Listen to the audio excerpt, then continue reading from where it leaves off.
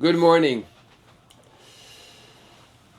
I will tell you, as a rabbi, one of the, I think, most challenging times and most challenging challenges, greatest tests presently, is the amount of people that come to see me and ask for alms, ask for help to pay their rent and to pay this and to pay that. And some people are sick, unfortunately. And it's not always single mothers or orphans and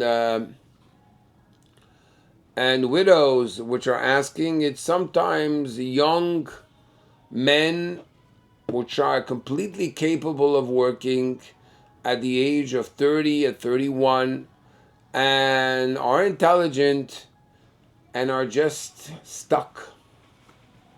The question I ask myself all the time, and of course, if I can help, I want to help. But sometimes the way to help is to actually push the person to help themselves. And unfortunately, sometimes a person has a negative situation that happened to them and they had to ask for help, but eventually never got out of that cycle of asking for help.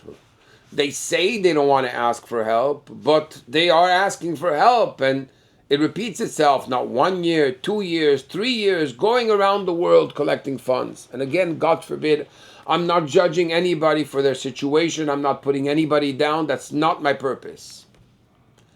But I think that there's a lesson to be learned.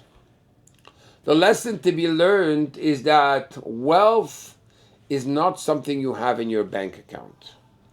Wealth is a state of mind. But in order to change from a state of being needy to a state of wealth, you have to change your whole perspective and understand the core difference there is between one and the other. And wealth, my friends, is not only about the money. Wealth is actually about everything that you do in your life. It's a question of having a wealth mentality. So I'm going to share with you a story. There's a very, very popular rabbi by the name of Rabbi Eli Stefansky. And I recently, I recently fell upon an interview that he had with Hidabrut, a 20-minute interview, which I thought was very, very, very inspiring, very inspiring. He said his story. He said the story of a person, the Baruch Hashem. At the beginning, he was in yeshiva, and eventually he left the yeshiva and he decided to go into business. So he opened a catering business, but his dream was always to do real estate. So one day somebody told him, there's a complex and we could buy it. You could buy it for $65 million, a complex of 2,000 apartments. He's a caterer. What does he know about apartments? He said, okay, let me come and visit. And what happens is that he comes with a Sienna, right? He comes with this car, which is not, a car of somebody that's going to buy $65 million of real estate. So the guy that invited him said to the person selling, he says, who's this guy? He says, no, he has nice cars at home, but he doesn't like to show himself. He didn't have anything. And he sees the buildings and everything, gets very excited, but he doesn't have the money to do it. And then he goes back home and he says to himself, if they would sell me 100 apartments, would I consider it? Would I contemplate it? He was about to call the seller and tell him, no, forget it, I can't do it. And then he said 200 apartments, 400 apartments, 1,000 apartments, 2,000 apartments. What's the difference? There's no difference. It's a question of my will. Took money from his in-laws, took from money from this investor and that investor and this investor. Just, he said, in lawyer fees, it was $150,000. And he was going to lose that $150,000 almost by the end of the deal, the closing date. He almost lost the deal. And eventually he made it. Eventually, Baruch Hashem, he's very successful, very wealthy, and everything is doing fine with his life. And he realizes, it's missing something. I need something in my life that I don't have. A sense of meaning. So what? So I have this big house and this thing and a plane, and I learned to fly a plane as well, and I learned this and I learned that. So who cares? I need to do something with my life that's going to be meaningful. Listen to this, guys. He decided that starting tomorrow, he needs to learn a page of Gemara, a page of Talmud every day. But since he has ADD, and he doesn't know that he's going to be consistent and start a task and finish the task, he says the best way to get myself to be able to learn that page of Gemara daily is to actually teach it to somebody. For, I think, 8 years, he had a class which eventually grew to 40 young people. Eventually, he decides to move to Israel. And this class grows and grows on the internet. Today, my friends, he has 35,000 students coming to his class daily to study a page of Gemara. When they asked him, what is your success? He says, look, at the beginning, I was learning. But when you're learning, it's one thing. When you have to teach, you have to learn. So now, instead of watching the movies on the plane when I was traveling for my business trips, and instead of doing this, every moment free, I'm always preparing for my class. So I'm completely immersed in Torah. My business is flourishing, and thank God, doing well. And I'm focused on giving to others. When I heard this story, and very important, I'm sorry, I forgot something. He said he'll never forget the day he made that decision, because it was in the middle of a tractate of the Talmud, in the middle of a subject, not even at the beginning or the end of a subject. It was page 28 in the tractate that deals with idol worship. And he said, tomorrow I'm starting. And he started the next day. One person came. He was alone. I don't know how it went. But he said, if you want to start something, the diet doesn't start tomorrow. It starts now. The decision of what you want to become starts now. When I saw this, I really saw an illustration of what Chassidut describes as a wealth mentality. Why? The Rabbi Rashab describes the difference between somebody which is wealthy and somebody which is poor. He says it has absolutely nothing to do with what qualities you have, what you have in your account. And he just gives us a klal, a rule. A wealthy person is a giving person. He is a mashpia. He is somebody that influences, that gives of his time, gives of his kindness, gives of his intelligence, gives of his talent, gives of his money. Whatever he could give, he gives. So what is a poor person? A poor person is somebody which is needy, somebody that receives, is looking to receive. Which means it's not where you are. It's how you position yourself that's going to make a difference of changing your mentality from a needy mentality to a wealth mentality. Am I a giver? Because essentially, according to Torah, something very interesting. When it comes to the mitzvah of tzedakah, in Parashat Re'eh, it says you will give the poor man what he needs. Right? It says you'll give him demarsoro, what he is lacking, asher yarsarlo, what he needs that he is lacking. It's like this formula, the Gemara, the Talmud, asks the question, what are you going to give him? What he needs that he's lacking. It seems to be redundant. It says, no, there are two types of poor people. There's the poor person that was never wealthy. What do you give him? You have to give him bread. You have to give him, pay his rent. You have to give him this, you have to give him that. Whatever, is going to sustain him so he shouldn't die or he should be able to live. What does it mean, what he's lacking? He says, what is lacking? We're talking about the wealthy man that lost his wealth.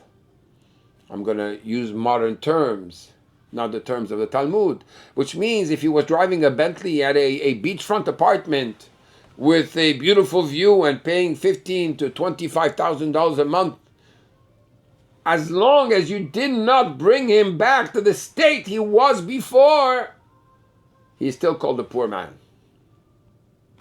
So imagine, I know an individual like this, unfortunately. He was a very, very, very, very wealthy man. And unfortunately, he lost everything. So his friends, which are very wealthy people, decided to help him maintain his financial status. So imagine you have a scene which is very interesting. You have two guys living in a beachfront apartment, both driving the Bentley, both having, let's say, a chauffeur. One is a poor man and the other one's a wealthy man. Why is the other one a poor man? Because he's really receiving from others. So you see here that wealth has nothing to do with what you have or what you show you have. It's a question of what you can give, not being a receiver. Now, of course, a receiver, a giver is somebody that receives. He receives from above. But he recognizes that he has the capacity to give because he is attached to the source of all giving, which is Hashem. There's a prayer, very interesting, chapter 90 in the Tehillim, the Psalms. Tefillah le Moshe, a prayer for Moshe. The Zohar Kadosh says that Moshe was a wealthy man. How did he get wealthy? When he carved out the tablets, the 10 Commandments, the stone that was precious, he got very wealthy from that stone. So what happened? What happened is we asked the question, if he's a wealthy man, what is he praying for? He can't be praying for himself. He can't be praying for wealth. He has it all. So the Rebbe wants to bring an example to this by bringing the Midrash. The Midrash says that it's like the person that goes to the king and says to the king, "Oh king, mighty king, I'm not asking anything for myself. I don't need anything. But you have a city that's completely destroyed. Make a decree that to rebuild it." So too, Moshe did not pray for him. He prayed for the Jewish people. But the Rebbe says there's a problem with that. Because what is prayer? Prayer, in essence, is called the service of the heart, which means that I have a sensitivity for what you are lacking, and I'm going to pray for you. Which means that somewhat, I am lacking because you are lacking. That's what a true prayer is. It's a prayer service of the heart. I'm sensitive to you. So if that's the case, Moshe Rabbeinu too is lacking. So what is he praying for if he has it all? And the answer is that Moshe is praying for the Jewish people to realize that they are wealthy. To shift their minds and say, yes, I have the capacity to study Talmud. Yes, I have the capacity to stop working on Shabbat. Yes, I have the capacity to overcome temptation and stop eating shellfish and eat only kosher. Yes, I have the capacity to give. Moshe Rabbeinu is so attached to God that he sees this. It's his reality. It's his realm of reality is that God is the master of the universe, and there's no question about it. I'm not lacking anything. I'll never be lacking anything because I'm attached to the source. When you're attached to the source, right, you're okay. When your phone is going dead, right, you're worried. It's at 10%, 5%, but when it's plugged, it's good. Moshe Rabbeinu is plugged. He wants us to realize that we're plugged too. We're plugged to Hashem. And here comes the irony. When I was younger than today, the moment that the Iron Curtain went down, and Jews and non-Jews alike went out of Russia, I remember being in Montreal and seeing a scene that was funny and sad at the same time. What was that scene? For those who don't know, in Venezuela, for example, which is communist as well in its own way, there are poor people that in order to have a roll of toilet paper, they have to wait in line for an hour, 2 hours, and sometimes get to the line and say, sorry, we don't have any more, come back tomorrow. The same thing was in Russia. So here, the Iron Curtain has gone. And I'm here, I'm in the market, I'm in the supermarket. And we saw Russians with carts, the supermarket carts, filled with tens and tens and tens of rolls of toilet paper, with a smile from one end of the face to the other. So on one hand, hey, they're super happy. Look how wealthy we are. Look how much toilet paper we have. We'll never have to wait 2 hours for the basic needs of a human. They thought they were the wealthiest, and we looked at them saying, well, you don't know what wealth is. If this is wealth for you. So wealth is a mentality, is a state of mind. If I'm a receiver, then I'm not wealthy. If I'm limited in my mind on what I can do and what I cannot do, I'm not wealthy. Wealth is that I'm able to give. But the problem is that you have people that even when they give of their capacity, even when they give of themselves, they're so unhappy with themselves that even that giving is spoiled by the state of mind they live in.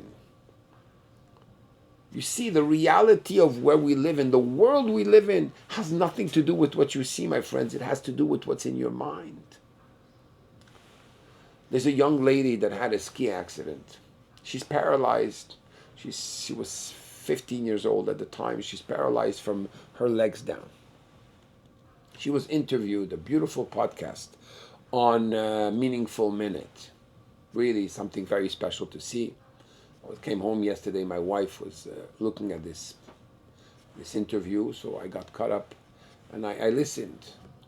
And here you have a lady, a young lady, that talking about being plugged. I need to plug my computer. 1 second. I'm not worried anymore. Here we go. We're back. And she said What happened to me was a gift. So what are you talking about? You can't walk, you're in a wheelchair. She said that before she had that accident, she was the most miserable person. Everything she looked at was negative. Nothing was good. It didn't matter how good it was not good. And she felt all the time depressed. And now, it gave her such a perspective on life. She said, the fact that I'm able to move my hands, the fact that she had such a smile, a radiance on her face. I have what to give. I have what to live for. It could have been worse. But I know we don't live because it could have been worse. But she has an appreciation of the challenge. She has an appreciation of life, of the simplest things. I was thinking to myself, we live in a generation where we're so spoiled with so much.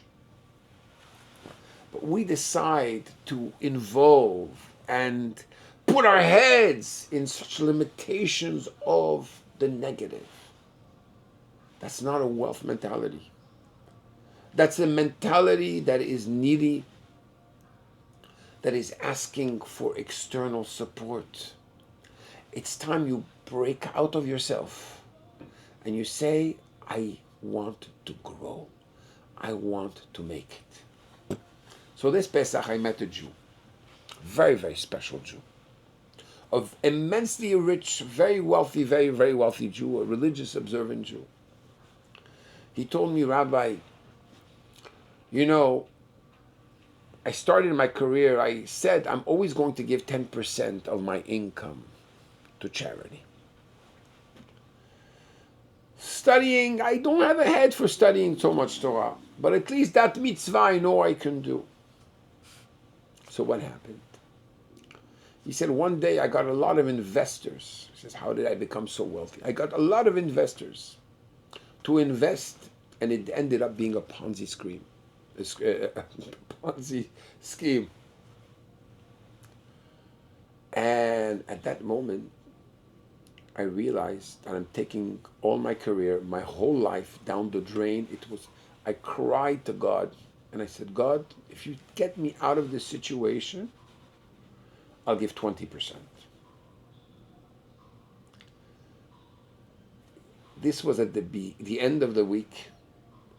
By the middle of next week, he got all the money back for all of his investors with a little profit, something which was completely out of the ordinary. He tells me that since I put myself in this position, in this mindset, it makes me realize every moment that I am plugged up. I'm plugged to Hashem because He is the only one that's providing.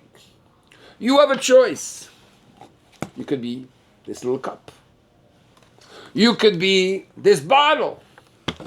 You could actually be this whole room. But there's something even greater than the capacity of this room. And that's a straw. Even a small straw is greater than the capacity of this whole room. Why? Because a straw is able to be a channel for more and more and more. It might take time, but it's going to happen. This cup and this bottle have a big problem. The big problem is that they're limited to what they are. The moment I decide to become a straw, the moment I become a channel, and I realize that what I'm receiving is not mine, the talent I have to speak is not mine. It's not only mine, I need to share it. The talent I have to study is not mine. The talent I have to give, whatever I can give, whatever my talent is, the moment I'm happy in the giving of any capacity, and every capacity I have, at this moment, I'm a channel. And once you're plucked, you're wealthy because you're a giver. You're not a receiver. It's time for us to change the mindset. It's time for us to become these channels and to do it with joy. It doesn't belong to me to start with. I had this week a Jew in my office. He tells me, Rabbi, nothing's going for me. Everything is blocked. It's been like this for 3, 4, 5 years. Okay. So I said, I'm sorry. He says, I'm not making a dime, he tells me. I'm sorry. I'm sorry to ask you.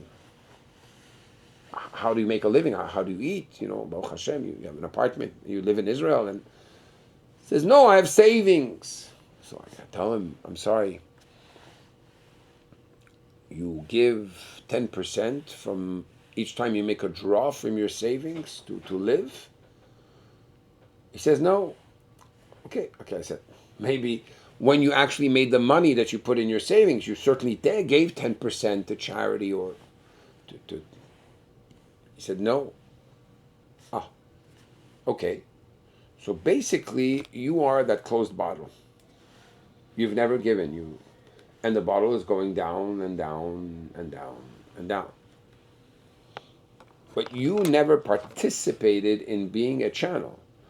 And then he tells me a story that he made a connection between two individuals that each one of them made $3 million.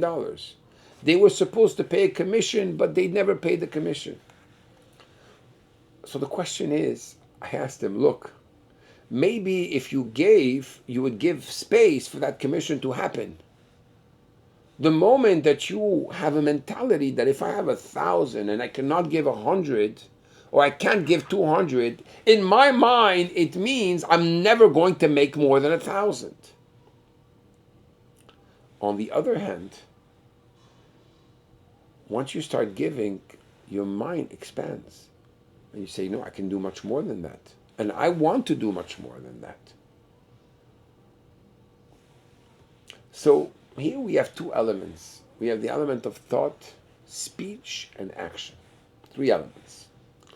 At the level of thought, I need to understand I'm plugged, and therefore I want to be a channel. I don't want to be a recipient. I just want to be a channel.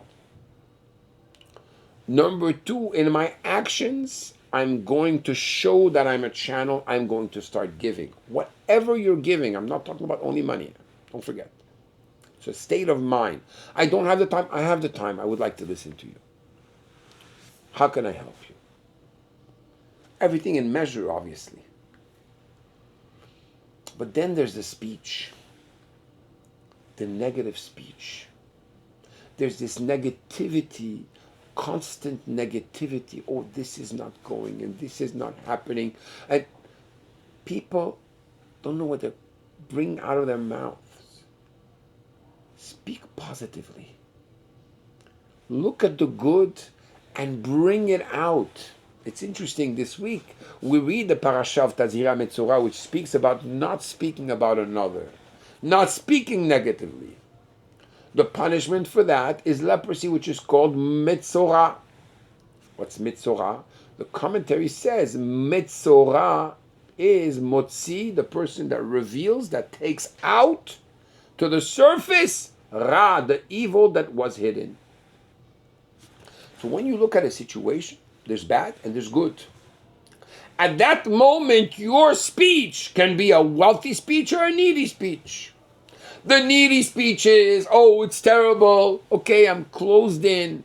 I'm looking for support here. It's terrible. It's a catastrophe, a disaster. And all these big words that people use in order to qualify a situation and describe it. Make it worse than what it is. And then you transform a situation, just like young lady. It's beautiful. I'm seeing a tree. I'm breathing. I have my parents, thank God. I have children, thank God. I have my life. I have my capacity, which means I can do something. Let me do it. Where others see a blockage, you have to see an opportunity. And this has to happen in thought, speech, and action.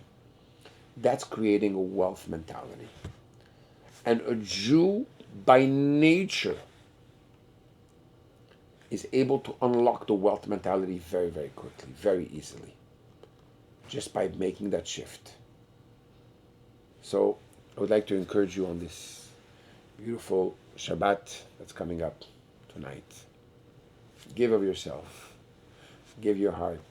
Give your soul. Think about it right now as we conclude this class. Write something that you want to accomplish and you want to give to the world. You want to give to somebody. And make a decision and say, you know what, I'm this, that's it. I'm a giver. Just do it. I'm going to give my child the hug that they want. I'm going to give them the love that they want. I'm going to give them the encouragement that they need. Not only am I going to give it to them, I'm going to give it to myself as well. God bless you all. Misheberach Avotenu Avraham Yitzchak